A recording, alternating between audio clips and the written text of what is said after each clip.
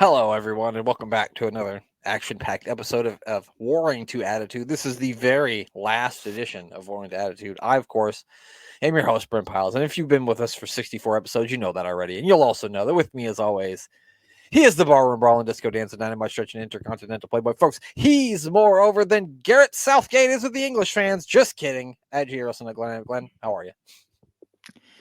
I'm doing well, thank you. Yeah, the football's been crap, but I think that was down to A, the group, and B, some iffy managerial decisions, shall we say. I saw somebody say that most tournaments have a group of death. Well, England's group became the group of bored to death. That's the one. Yep. I didn't make that up. I read that online, but I thought that was I thought that was pretty goddamn good because that's about sums it up. I mean, their last two matches. Well, I guess the one against Denmark was exciting for the first half, but then that was it. The last one was a snooze fest. Yeah. Yeah, I can't remember him having a shot on target in that second game. I certainly don't remember one in the second half. I believe Kane might have had one in the first half. Oh, that he mishit. Yeah. Yeah. And I think what they need to do is they need to keep Sack out there on the left, and then I would put Cole Palmer right next to him. I would put him, you know what I mean, Glenn? Mm-hmm. And I would try to get those two to play off each other because I think that would work well. I think they would work well together. I don't know. And Foden's gone because I don't know how a 12-year-old already has 3 kids, but he somehow has 3 kids. So Foden's gone now. So I think if you put Palmer and Saka in there together, I think they could do something. And with Bellingham out there, I've said this to you before, but like people might say this is blasphemy, but from what I've seen from Jude Bellingham, I don't get the hype behind him. Like people act like he's one of the top 3 best in the world, and I just don't see it. It's just not in what I've seen from him. I haven't seen that. Yeah, people are going on his Champions League performances and league performances for Real Madrid, aren't they? I guess in fairness to me, I don't watch a lot of most of the soccer. Most of the stuff I watch is either Italy or the Premier League. I don't really watch too much Spanish league soccer. I mean, I watch them obviously in the Champions League, but I don't know. It's certainly not. I'm not like trying to put it on Bellingham. I'm not saying that, but yeah, some questionable managerial decisions. I think is the best way to put it. Yeah. Well, it's fair enough. They play Saka on the right? Although he's left-footed. Yeah, because that's how they play it for Arsenal. Yeah, he plays on the right for Arsenal too. Yeah, and he's more effective that way. Is that tonight? You watching that? Who is it? Trossard's playing for? Oh, Belgium. They stuck him on the right, and he plays on the left for Arsenal, and he looked like a fish out of water. Yes. That entire Belgium squad looks like a fish out of water. It does.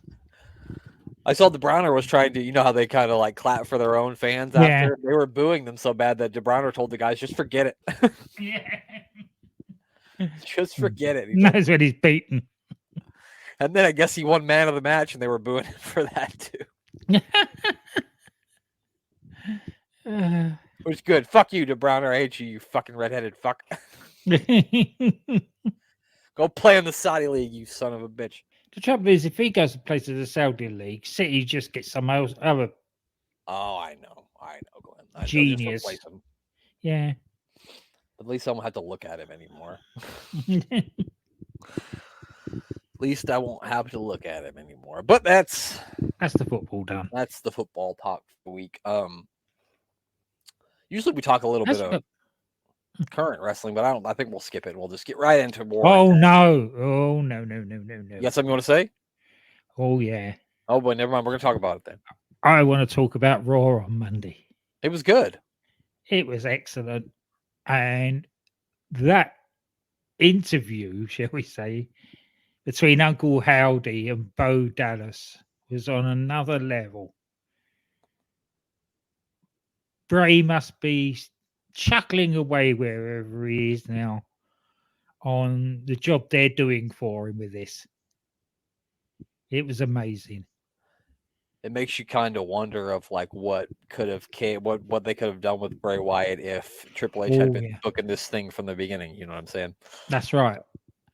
Because Bray always had something, but I just felt like whatever they said, they always put him in the stupidest things, and it would kill him. And then he never won a big feud, and they never did anything for him. So, I mean, we didn't talk about this, but I've talked about it with you. I didn't really like the first night when they came out. I liked when they came out. I didn't like the whole thing in the back with like the blood splatter. Like the one guy looked like he had been legitimately murdered, and I voiced that online. This made me completely quit wrestling. This made me quit the IWC, by the way. I've quit. I'm not I'm not putting my opinion on the internet for wrestling fans to read anymore. You can all go fuck yourselves because I'm tired of it.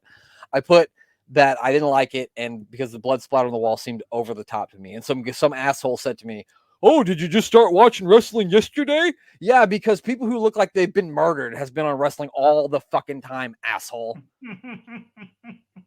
But like I said, just because I don't like something doesn't, take anything away from it. I don't have to like everything on the show. It's a 3-hour wrestling show. I don't have to like everything on it. It's not for me. It's for you. That's fine. But I love the interview. The interview was really, really cool, I thought. Yeah, it was. It explained so much. And I ever feel there was quite a lot of truth in what Bo Dallas was saying there. Oh, absolutely. Yeah, I mean, I was getting just like goosebumps listening to it. Yeah, I'm sure they just said, they didn't give him a script. Probably they probably just said, say it from the heart. That would have been his, if not Bray's script, right? And and like there's some things in wrestling where I just need things explained, and he did a good job of explaining things. Which sometimes you don't get and stuff like this. Like you're wondering what's going on. And for someone to explain it to me, that does a lot for me in a storyline. Yeah. So I really enjoyed it. I thought it was great. And it fleshed out Uncle Howdy a lot as well. There was all that thing about the therapist and everything and going missing, and then Uncle Howdy turns up as the therapist. Makes sense. Yes, yeah. They're tying it all together. Yeah, that was good. The Drew McIntyre stuff was good. Even the triple threat matches were good. I don't know why, but I think they're like doing something different with triple threat matches now. Maybe they got agents or something. It may be that they're telling stories with them. Could very well be. They're not just thrown together. There's reasons for it. That's true. Even I just don't feel like there's not like one person outside the ring while two people wrestle as much anymore. No. I feel like there's more continuity with the three people in the ring. So, I really liked Raw. I didn't watch any NXT this week, but I'll probably watch it tomorrow since it's Thursday, right? Yes. Yeah. We got Money in the Bank next week. These pay-per-views are coming quick.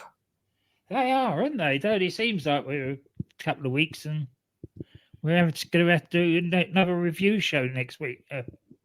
Another prediction, yeah. You'll have to put your belt back up on the line again, Glenn. Yes. You've managed to hold on to it all summer. And that's double bubble, that one. Not only got the NXT on the Sunday as well. Oh, yeah. What a weekend, Glenn. We got the 4th of July coming up on the 4th. I'm going tubing again on the 5th. Money in the Bank on Saturday, and then NXT on Sunday. I may have to take Monday off of work too, Glenn. Yeah. What a weekend. Yeah, that's going to be great. But anyway, let's do it, Glenn. This is it. The final Raw from the year 1997. It was from December 29th. We are at the Nassau Coliseum in Uniondale, New York City. I'm not New York City. It's just New York. I'm sorry. Opening in 1972, the Nassau Coliseum was home to the New York Islanders of the NHL for the 1972 until 2015. They still did play at the arena during some regular season games, but they haven't played any there since 2021. A mainstay in the WWF for over 30 years. It hosted Raw and SmackDown many times. It also hosted one leg of WrestleMania 2. As you know, WrestleMania 2 was a 3-city show. That was that weird one, wasn't it? Where they're all over the place. Yeah, and that was probably not a great idea. No. Imagine the logistics of that in 1986. Yeah, I mean, doing it now would be a nightmare. Yeah, I don't know why they came up with that idea, but there you go. Doing too much. Pay for 3 venues when one will do. Well, I guess they probably got the money back on it though. So that was main evented by the Mr. T Roddy Piper boxing match, of course, and then also had SummerSlam. Another great idea. Yeah, I mean, I didn't. The ending of it was fun. Oh yeah. Yeah. Also held SummerSlam 2002, which is where Shawn Michaels made his in-ring debut after being gone for over 4 years. It also held the WWE Evolution pay-per-view, which was the WWE's first and only up until this point all-female pay-per-view, which I think they need to do that again, Glenn. What do you think? Do they? I do. I think they need to do it. I think it needs to happen. I think we've gone past that stage now. I think the women are more on an even footing now. I guess that's fair. Yeah. I don't know. I always thought that they could do. I thought maybe more than one of those should have been done, but yeah, they should have been done back in the day. Yeah. Also, AEW's at World's End was here at this arena on December 30th, 2023. And other than the Empire State Fair for 2 weeks in July, I found no events happening at this arena. And this is the very last episode, of course, from 1997. But don't worry, we'll be back in a couple of weeks reviewing 1998. The show starts with a recap of what happened with DX and Triple H last week, with them doing like the fake match and Triple H winning the European Championship. And they tell us that Hunter will have a match with Owen Hart for the championship tonight. He won't. And they also tell us that'll be Stone Cold Steve Austin taking on the artist formerly known as Goldust in the first match of the night. And they get right into that right after. We didn't get a match, though. It wasn't a match. What a great match. Yeah. Goldust comes down dressed as a giant New Year's baby. Yeah, I could understand that. But what the hell was Luna dressed as? Looks like somebody just thrown a bed sheet on her. Street vagrant? I don't know. I really don't know. Yeah, I don't know. They were just like, here, put this on. It looked like it was a half attempt at a toga. Mm-hmm. She thought it was WrestleMania 9. Oh, it could have been meant as old Father Time. That's probably what it was. He was the New Year's baby, and she was supposed to be Father Time. We figured it out, Glenn. We put all the pieces of the puzzle together. Yes. He's then going to express himself. He wishes everyone a happy new year. He says he has a present for all of his fans. He is entering the Royal Rumble, so there's something. He says Stone Cold Steve Austin is going to be in it as well, and he says that he thinks Austin is the toughest SOB in the WWF, but he doesn't think Austin is the toughest SOB in the WWF. He says because he knows him, and he's going to prove it tonight. He then pulls a black thong out of his diaper and says him and Austin are going to play dress up, and he can be his little Barbie doll. So get in his little red Corvette and get on out here.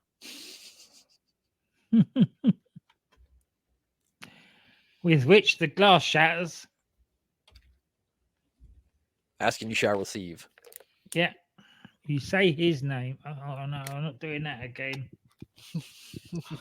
That's my hot take of the moment. There's too much fucking Joe Hendry about. Oh, it's too much now, huh? Yeah, it's got too much now. I believe in Joe Hendry. I saw somebody at the Stanley Cup Finals holding up a Joe Hendry sign. Exactly. It's crazy. What's that doing there? No, it's just got out of hand like everything that these people do. Marks are all over the world, Glenn. Yep. So anyway, yeah, the glass shatters. Out comes Austin, and he's got a present of his own, hasn't he? He does, and let's see exactly what this present is from Steve Austin. Everyone's talking about New Year's resolutions. I really don't believe in resolutions myself. In 97, I damn near got paralyzed and brought my ass back to this very ring. In 1998, it rolls around and Stone Cold Steve Austin is still here. So that means the language, the fingers, you know which two I'm talking about, and the violence continues because I damn sure am the toughest SOB here. Since you're such a big piece of trash, no, let me rephrase that. Since you're such a big piece of crap, I ain't gonna wrestle your sorry ass out here. I got something special for you, so go ahead and bring it down right now. A huge object has been lowered from the ceiling. Stone Cold has gone to a lot of trouble apparently to present this surprise. Oh no, an outhouse, a porta-john. One way or the other, your ass is going in tonight, so you can be the easy way or it can be the hard way. I really don't care. But if I say you're going to get in this thing, you're damn sure going to get in it, and that's the bottom line. So, oh no! Watch out! Oh! I think it's a potty break time for Goldust. And here he goes. Oh no! I guess that's where Austin thinks Goldust belongs. And he's going to sit down and take a seat. Look out! Oh no! Oh, don't squeeze the Sherman.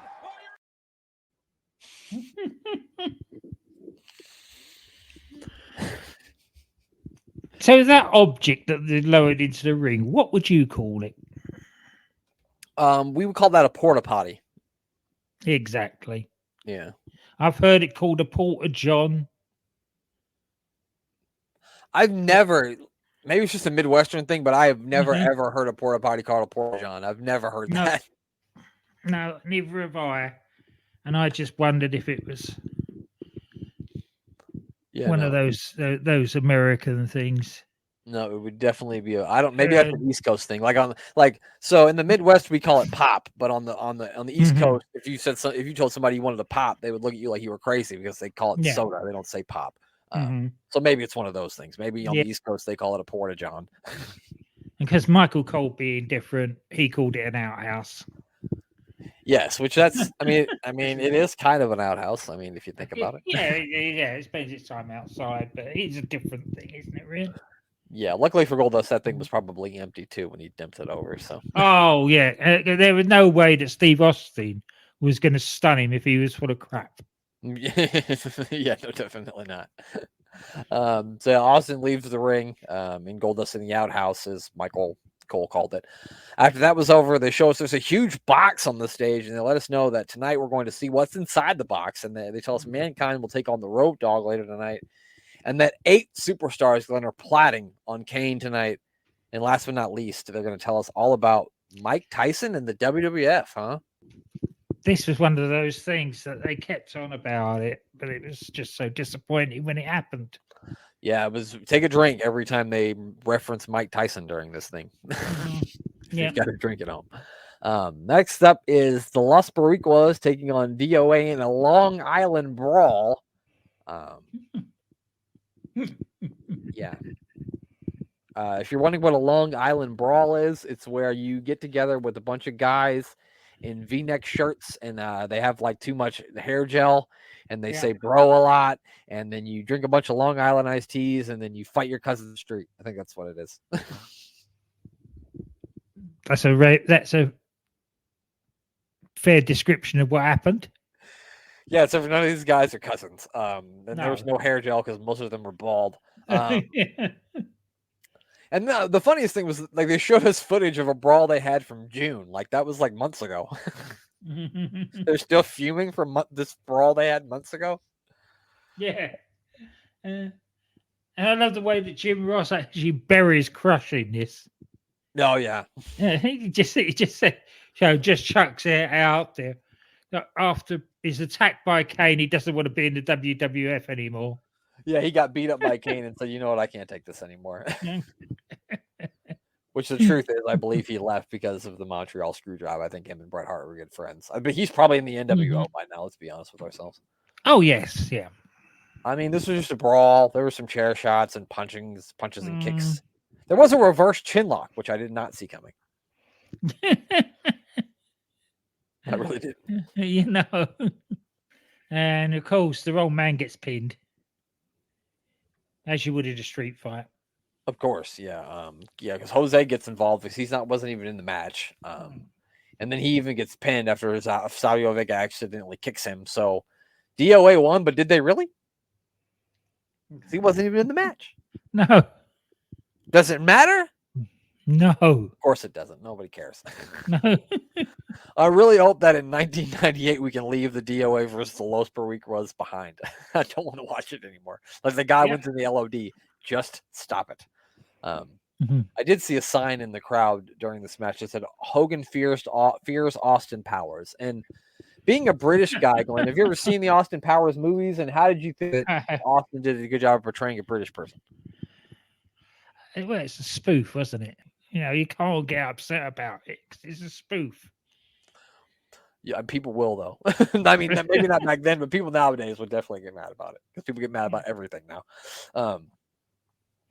They tell us that we're going to see the Undertaker when we come back, but we don't. We see Triple H come to the ring. He's got crutches and a knee brace on. And I'll tell you what, before we jump to that, yeah, the break we had, these ads that they're doing, where the Undertaker, Steve Austin, The Rock, and Ken Shamrock list their accomplishments and injuries.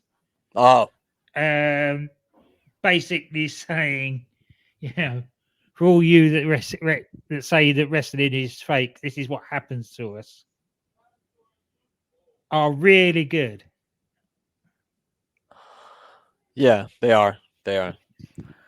Yeah, they've been doing them for a couple of months now, and it's really kind of sort of showing like a different side of the superstars, I think, because they never really showed things like that before. So definitely really good. But yeah, Triple H is out here. He's on crutches, and let's find out why he's on crutches. I'm sorry to inform you, and I know this is going to be a huge disappointment to all my legions of fans around the world, but Triple H is not going to be able to defend his coveted European title tonight because in a match last night, I dislocated my kneecap. What?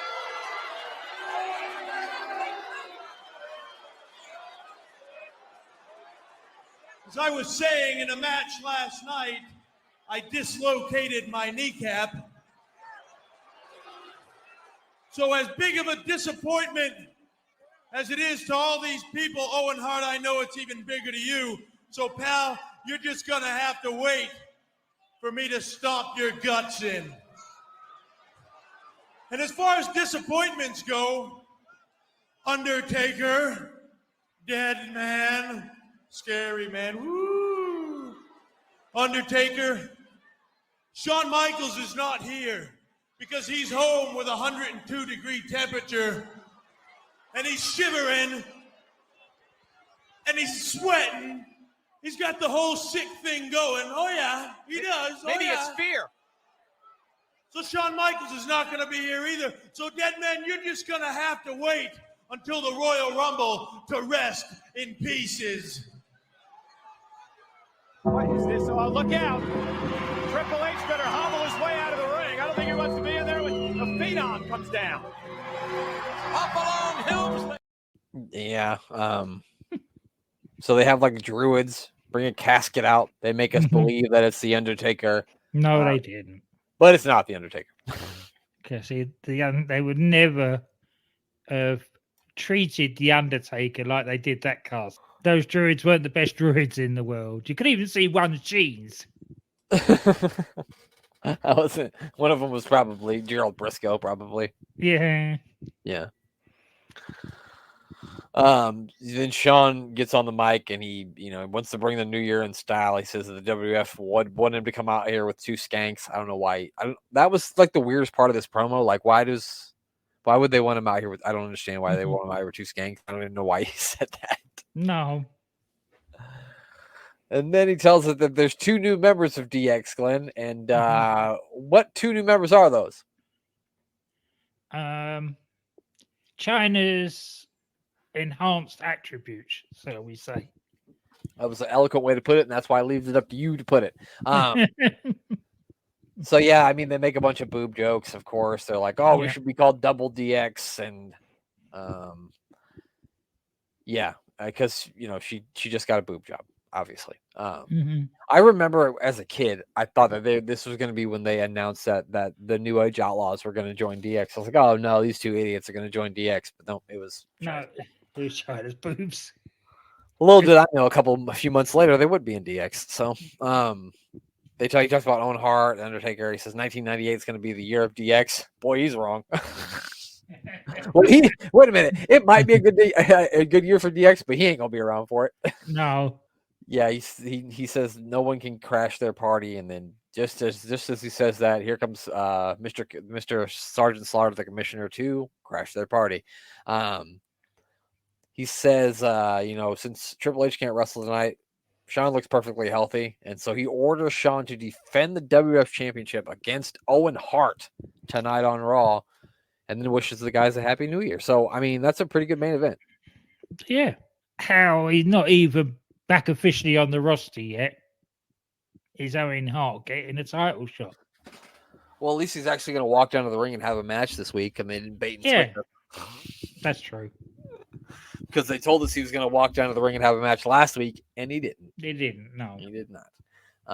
They showed DOA, the Headbangers, and Scott Taylor there in the back talking about how they're going to get Kane back for the attacks he's done on them over the last few months. I bet that frightened the life out of Kane. Yeah, I bet he's terrified. I never once thought, well, this is going to work out for them. I never once thought that. Our next matchup is Kama taking on Ken Shamrock. I guess at the Royal Rumble, Ken Shamrock is facing The Rock, so he's going to be doing the whole nation tour because I think he beat D'Lo last week, and now he's taking on. It's the Supreme Fighting Machine versus the world's most dangerous man. I mean, big guy slapping meat here, huh, Glenn? Oh yeah, it was good. It was fair. It was fine for what it was. It was just putting Shamrock over, really. Yeah, no, definitely. Yeah, Kama got some help from on the outside from D'Lo. Hard hitting match. D'Lo got involved again, but this time he hits Kama instead of Ken Shamrock, and then Ken Shamrock is able to put in the ankle lock, make Kama tap. After the match is over, it looks like the nation's going to put a beating on Ken Shamrock, but The Rock makes his way out to the ring, and he's got some stuff to say. First and foremost, The Rock has received a lot of fan mail and a lot of phone calls, and all The Rock's fans like to know exactly how The Rock feels about the elderly and Social Security. So The Rock feels like this. As long as The Rock's pockets are lined with green, he doesn't give a damn about those old goats, and Social Security really isn't important. But what is important is that The Rock, the best damn Intercontinental Champion there ever was. Maybe not for long. Make one thing perfectly clear to you, Ken Shamrock. And that is this. Last week The Rock thought that you were kind of lucky with a name like Shamrock. But this week, especially after tonight, I know you're damn sure lucky as hell. So in front of millions and millions of people and all The Rock's fans on TV watching live, The Rock's feeling good, and he's damn sure looking good. Let me make one point perfectly clear to you, is that next week, this little luck streak you got going on is going to run out, because next week, Ken Shamrock, you will come face to face with none other than the leader of the Nation of Domination, Farouk. Look at the look on Farouk's face. So, Kenny, according to The Rock's Rolex, you've got exactly 7 days before you get your bad ass kicked. Camadillo, know your role. Farouk, let's go. Apparently, if you know what happened during the week, that whole promo takes on a totally different meaning. It was on one of these phoning things, and a fan asked the question where he says he's been asked his opinion on the elderly and Social Security. Says the fan asked his option on world peace. Well, isn't that something? Well, that's nice. Yeah. Phone out at an extremely expensive 08001 or whatever it is line. Yeah, you got to call that you had to pay $1.50 a minute to find out that kind of that kind of behind the scenes information about how The Rock feels about fucking world peace. World peace. In 1997. There was like a little video, and it's like kind of like the continuation of Vince McMahon talking about, we're gonna bring the WWF to a different, level and a different sort of way, and that 1998 is going to be a big year for them. Which he's not wrong. I love the way that Farouk sold this. Oh, the look on his face is great. Yeah, it was. So what? Yeah, me? And then I didn't get it on the video, but when he goes, Commodilo, know your role. Farouk, let's go. The way Farouk looks at it too, and he's like, let's go. He's just like, he's like, am I in the fucking Twilight Zone? Yeah, exactly. Yeah, doing a great job. Yeah, really good stuff. We then see Jerry Lawler. He's in the ring with his son. They're taking on Taka Michinoku and a mystery partner. The King also says that during the holidays, he found out who Brian Christopher's real father is, and he said it's JR. Yeah. Taka makes his way down to the ring. We got a bit from Vince as well just before that, didn't we? Oh yeah, I said that already. Sorry. Oh, I did. No, you're good. I think you were still thinking about the look on Farouk's face when I said yes, it. Yeah, so Taka makes his way. They show us all the times he's been beat up by these guys, and he's got a mystery tag team partner. And you could have gave me 400 guesses, and I would have never thought that it was going to be George the Animal fucking Steel. No. I was like, holy shit. I couldn't believe it. I fucking popped through the roof. He looked exactly the same as he did when I was a kid, too. Exactly the same. He did. Well, he looked exactly the same as he did in 1980, whatever it was, for the last time we saw him on Mayor of Superstars. Yeah, exactly. Same hairy chest, eating turnbuckles. Yeah. Oh boy, did he munch into those turnbuckles. Yeah, he wasn't waiting. He wasn't wasting any time. He got right into him. He probably hadn't munched a turnbuckle in a while, so he's like, I gotta do it. Yeah. I gotta do it. What do you think the inside of a turnbuckle tastes like? I should imagine it's quite horrid. I imagine it's probably not good. I bet, like, if you ate a bunch of packing peanuts, I bet that's what it'd be like, something like that. Yeah. Or like a stuffing from a teddy bear or something. Yeah, quickly starts eating the turnbuckles, and then while he does that, Lawler and Christopher attack Taka. Taka picked the wrong guy because George Steele's not a good tag team partner. He's fucking crazy. Oh yeah, but the hardcore fans, of which there would have been a lot here, absolutely loved it. He probably got the biggest pop of the night. Between him and Steve Austin. Yeah, definitely. Taka gets a moonsault, but George Steele has the referee distracted, so the King gets something out of his tights and he hits Taka with it. But then he looks like he's gonna do a moonsault, which I probably would shit myself if the King would have busted out a moonsault here, but he didn't. Yeah, what a shame. Yeah, it would have been a hell of a sight to see him try. George Steele then pulls something out of his tights and hits Brian Christopher with it.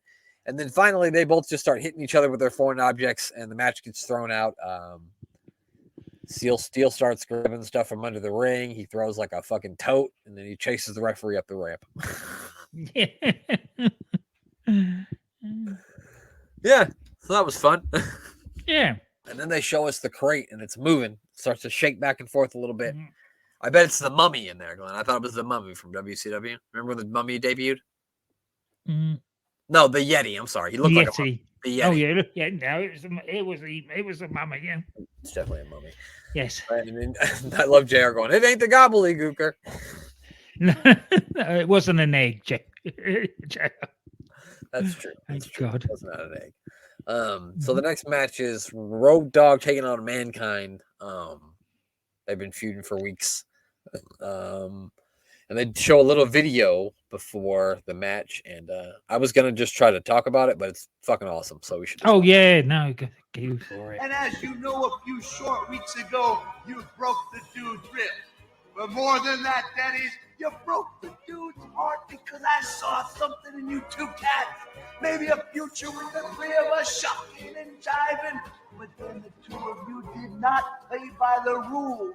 You see, the dude stands for peace, love, and understanding, and I went 0 for 3 against you two cats. So the dude is going to step down and let another cat do his fighting for him.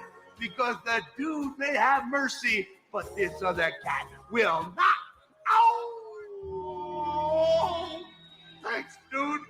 Because I've been looking forward to this for a long time. Because although my body has now thawed out, my heart remains frozen, which is bad news for the New Age Outlaws. But then I got to thinking that maybe the New Age Outlaws didn't commit a crime.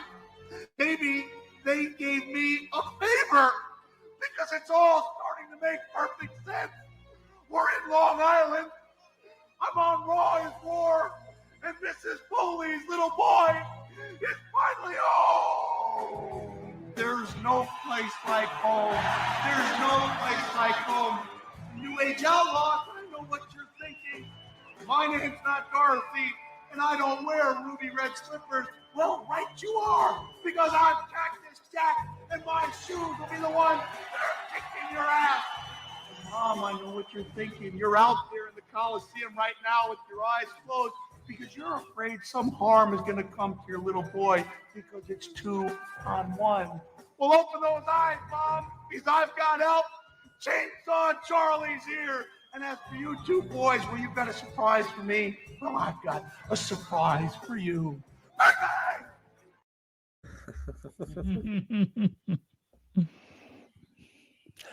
Well, that's what's in the box. Yeah, it's Chainsaw Charlie. We didn't know what that meant at the time, but we do know now.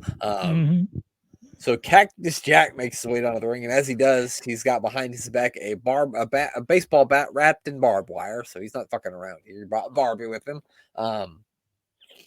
They just start beating him up before the match starts, obviously, but they get in the ring. It isn't a 2-on-1 match. It's just Road Dogg versus Billy Gunn. Although you would get confused at points, wouldn't you? Yeah, definitely. And you know, Mick Foley, he takes a chair shot like nobody else. The fact that that man remembers his name is amazing. It really is.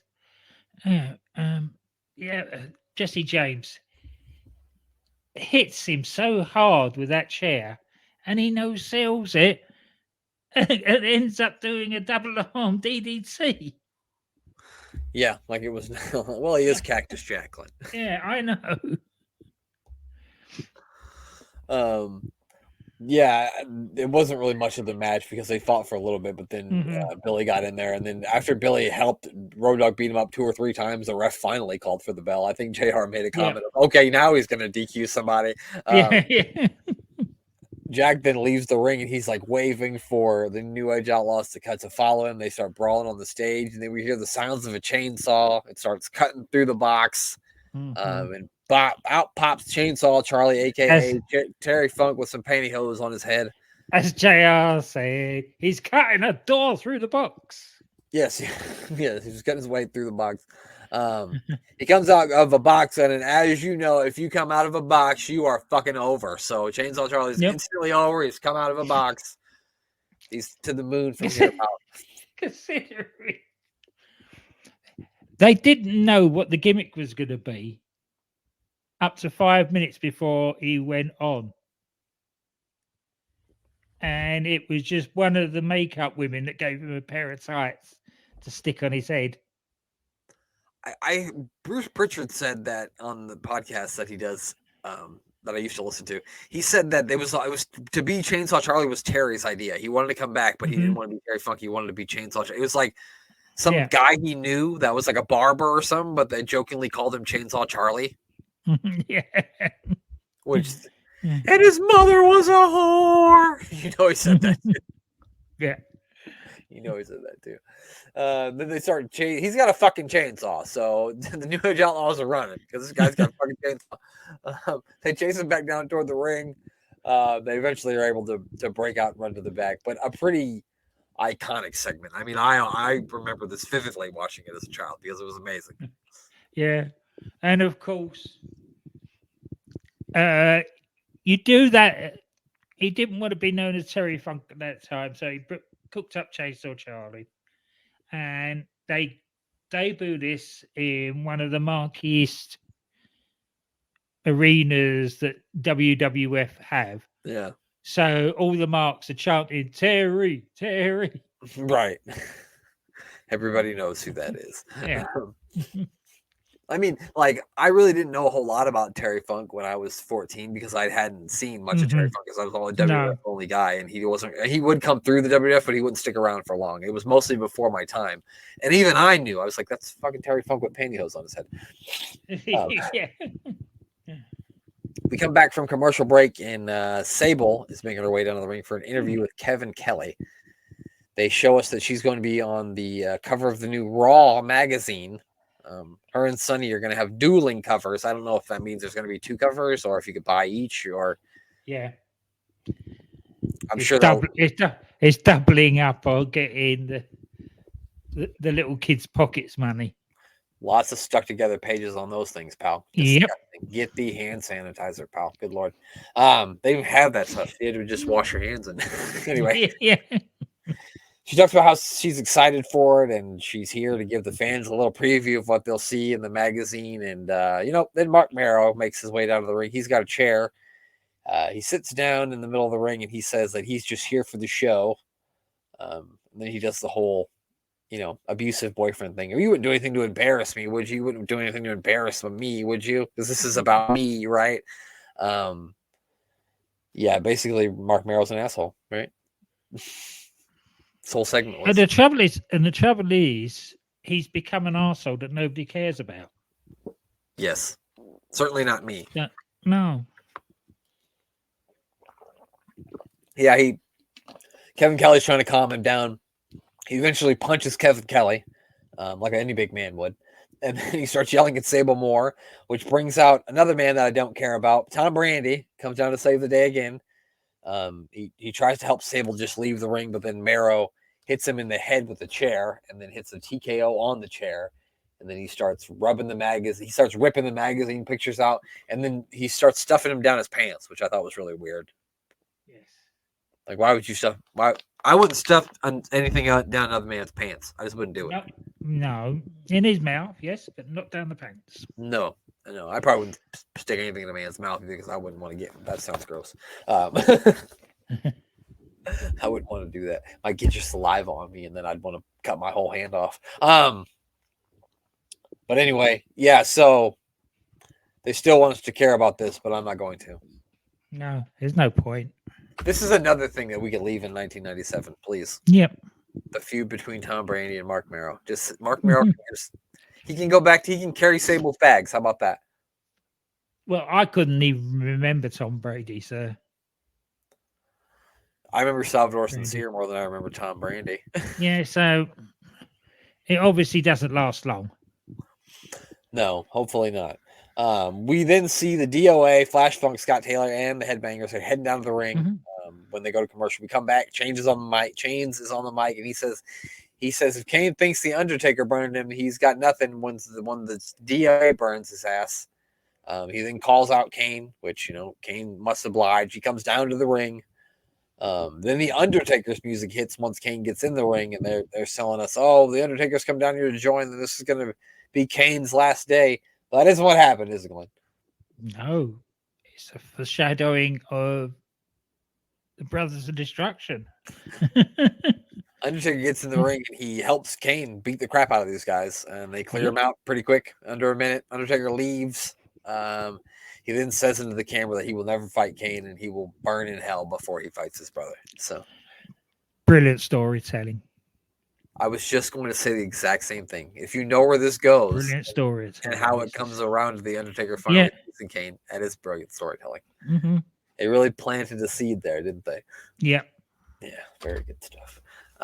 We then hear from the tag team champions, and they're a bit distressed. Notwithstanding what happened tonight, gentlemen, you still have to defend the tag team titles at the Royal Rumble against the LOD on January 18th. Are you kidding me? Are you kidding me? The title's LOD. There's a guy chasing us with a chainsaw, and you're asking us about LOD. You gotta be kidding me. That's unbelievable. They've gone too far. This isn't gonna happen anymore. I'm sick of it. You're asking us about LOD. What do they have to do with anything? Nothing at all. He's running around here like crazy. He's about to kill us all. Are you kidding me? Oh, you better.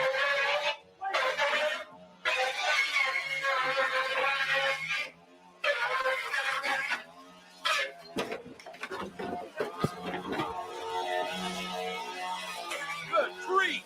Chainsaw Charlie and Cactus Jack. What was that fucking door made of? Paper mache? Yeah.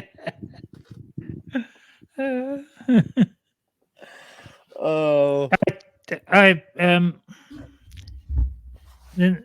Where the Nassau Coliseum is in New York, I'm assuming that the Rangers are an opponent, whoever team played there. So the Islanders are the team that played there. The New York Islanders, yeah. Because that's typical of the New Age Outlaws to get the heat from the crowd by wearing the opposition shirts. Yeah, definitely. Yeah. So yeah, the New York Rangers and the New York Islanders. I'm not sure if at that time they were rivals. I guess it makes sense because they're both in New York, but like the Yankees and the Mets are both in New York, and I don't think the Yankees and the Mets are really like the Yankees rivals the Red Sox. It's not the Mets. You know what I mean? It's like the Cubs. Mm-hmm. The Cubs and the White Sox are in the same city, but our rivals the Cardinals. It's not the White Sox. The White Sox might think it is, but no White Sox fans. Go home. You're not our rival. Stop it. Nobody likes you. We then hear from Jim Cornette, which we haven't heard from in a while, and he is not happy about the current state of wrestling, and he rants on and on about, he doesn't like WCW, he doesn't like WWF, he thinks ECW is a disgrace.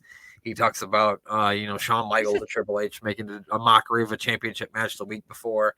He just went on a rampage. One you probably hear nowadays.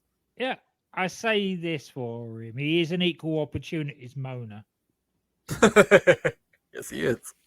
Nobody escaped. Yeah, everybody felt his wrath. As most people, I literally was like, you can close your eyes and this could be a fucking 2024 Jim Cornette promo. Just insert some different names. Yeah. So yeah, he's not happy with the current state of wrestling. We then find out about the big news about Mike Tyson. But before that, Sunny comes down and she's got her copy of the Raw magazine as well. Of course, yes. Of course, yes. She looked like she might have had a couple of drinks before she came out there too, but yeah. That's neither here nor there. And so then we actually do find out about the news of Mike Tyson. Glenn, what's the big news about Mike Tyson? Tell us the huge news. Negotiations have begun for Mike Tyson to participate in WrestleMania 14. And that's the big news. They've started talking about it. My favorite bit from this whole thing was when Jerry Lawler goes, Mike Tyson coming to the WWF. That means Vince McMahon's talking to Don King. The world isn't safe. Yeah, that's very true. But she's not wrong about that one. No. So that's our first mention of. I thought that they were going to announce he'd be at the Royal Rumble, but nope, they've just started talking to him. And then they show a video package of everything that's gone on with Owen Hart and Shawn Michaels since In Your House DX, because that match is coming up next. It's the main event, the last match from WWF 1997. Owen Hart taking on Shawn Michaels for the WWF Championship. Probably, I would put this probably in top 3 main events we saw from Raw in 1997. It was really good. Oh, definitely. They gave over 7.5 minutes. You got 2 guys that can wrestle a bit in there. This was like mildly. I think the mayor said this about one of the matches, maybe at WrestleMania, where it felt like it was longer, and I mean that in a good way. Like it was, Yes, it was yeah. only 7 minutes, but it felt like 12. You know what I mean? Yeah. And not they were because it's obviously- wrong. It just And because they were of obviously, storytelling. yeah, and they were obviously limited for time, for TV time. Right. Yeah, I mean, it was a really good back and forth match. Owen starts attacking Shawn before before he even gets into the ring. He starts punching him on the ramp. They finally get it going, but he's got Shawn tied up in the ropes. He's, the Andre the Giant spot. Yeah. Back body drops him out of the ring. We come back from break. Owen Hart was really just kicking the crap out of Shawn Michaels from the opening moment. He was. Yeah. Drops him across the guardrail, smashes his balls across the guardrail. And then around this time, I think Hunter starts to make his way out. He starts to limp his way down to the ring because Shawn's getting worked over so bad. Well, yeah, it given him an enziguri and then applied the sharpshooter. Yep. So Shawn was in a bit of trouble. Yeah, and there's always that, because if you'll remember in 1995, he enziguri'd Shawn Michaels and then he fainted in the ring or whatever. And so they always play that up anytime he enziguri'd Shawn Michaels. And Shawn always sells it really well when he gets enziguri'd. So yeah, it did look like Owen Hart was going to win, but then Triple H ends up breaking one of his crutches over Owen's head for the DQ. So Owen wins, but Shawn keeps the belt, and the show goes off the air pretty much as DX assaults Owen Hart in the ring. This is a great match. It was just a shame of what happened to Owen Hart after. And I don't mean after the match. I mean that going into 98, we'll see it.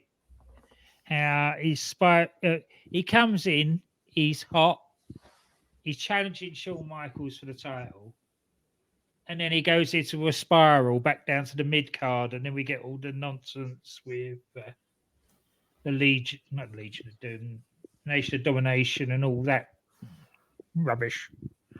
Yeah, you're right, because it does seem like, it seems like right now big things are happening for Owen. You're thinking maybe a championship match on a pay-per-view coming up or something like that, but unfortunately that just doesn't happen.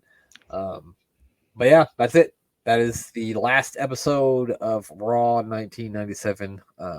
So that is the end, the very last episode of War Down. But don't worry, we'll be back in a couple of weeks with a new show in a new year, 1998. We've decided to call this the good, the bad, the ugly, the Attitude Era. Yeah. Because we believe that while some of it is probably really good, a lot of it is probably really bad. That's the way I'm feeling. And you've got Goldust. Yes.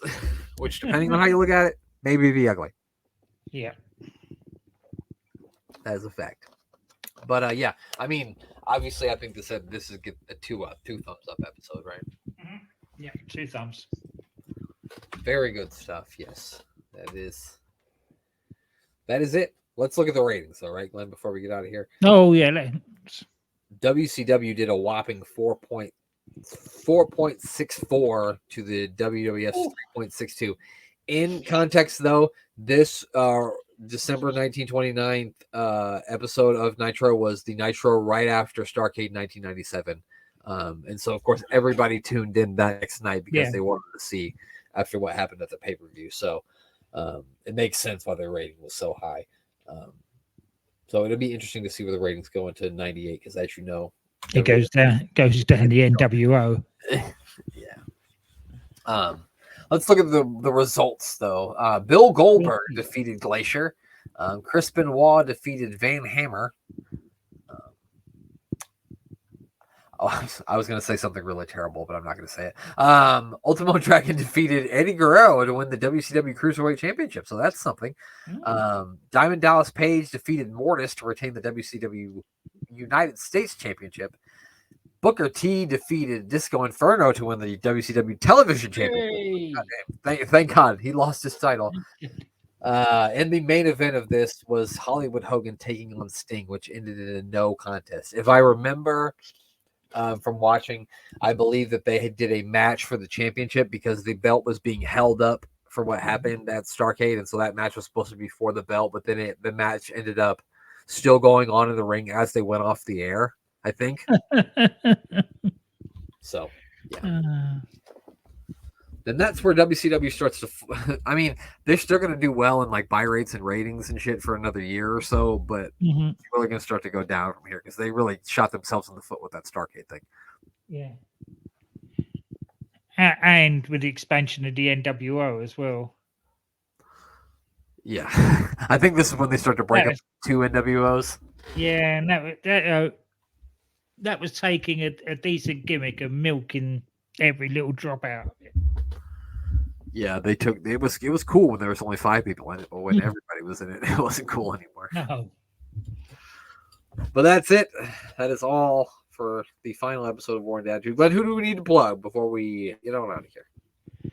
I'm booking the territory with Rob and Dan, looking at the first and last of wrestling, their little side projects, unstacking the territory, the March to 1981 Wembley, and it was looked at by 80 million viewers. And also the Being the Elite Gator Golf Tournament. Their Series 2 of that just finished. Give that a listen. And I'm booking the Take-A-Tory, the life and times of Tank Abbott. And of course, the other thing with Dan is the Doctor Who podcast with Danny and Si. For some reason, I almost said the Rockadoo podcast, so I don't know why. But the Rockadoo podcast. With hey, Dan, why don't you start a Rockadoo podcast with Si? That is. And of course, they're on a little bit of a vacation hiatus at the moment, but give the guys at DDT a listen. Well, but I would say DC probably is off for the summer now, huh? He is, yeah. Well, they both are. Congratulations to them. I should have gotten to their line of work, Glenn. Yeah. I don't think I could take being a teacher just for those extra holidays. No, I'm not. I don't have the patience. No, I like my kids. I don't like your kids. Yeah, exactly. Your kids are not trained. I don't like them. I don't want them. Get them out of here. We have soap powder commercials over here, and they give a warning at the end: keep away from children. And I always say, I always do try. Yeah, I try to. Yeah, absolutely. They're loud, and I don't like them. Of course, give the other member of our podcast team, the Mayor of Canton, a follow on Twitter. He does a meal with the mayor every Wednesday. I think he's not doing it this week. He's got a few things he's got to take care of where he tries fast food, so you don't have to, or so you can find something great that you would want to try, or you can be in another country and be jealous that you'll never get it. One or the other. Yeah, that's the one. Oh, and also make sure you check out Sports Wire Radio. Give our buddy Thomas Bryce a follow on all social media platforms. It's Thomas BRICE, Thomas B Rice. He's gonna look out for that rap album. It's coming out soon. And of course, check out the website at sportswireradio.org. Hit that listen live button. You can listen to lots of great shows, including ours. And of course, check out the other shows that we got going on. Of course, the Life and Times of Psycho Sid is out right now. This episode is very popular on YouTube. I'm not sure why. Some of them are. This one's very popular. So go check it out. I believe Sid makes his return. He's no longer in the $1 Million Corporation. He's a good guy, and he's going to team with Shawn Michaels and Ahmed Johnson. And then he beats up Justin Hawk Bradshaw, right? Yep. That's right. And Uncle Zeb, who I really wanted to see get his ass whipped. And he did. I was really happy with that. So if you want to see Uncle Zeb get his ass whipped just as bad as I do, check out the Live Times of Psycho Sid.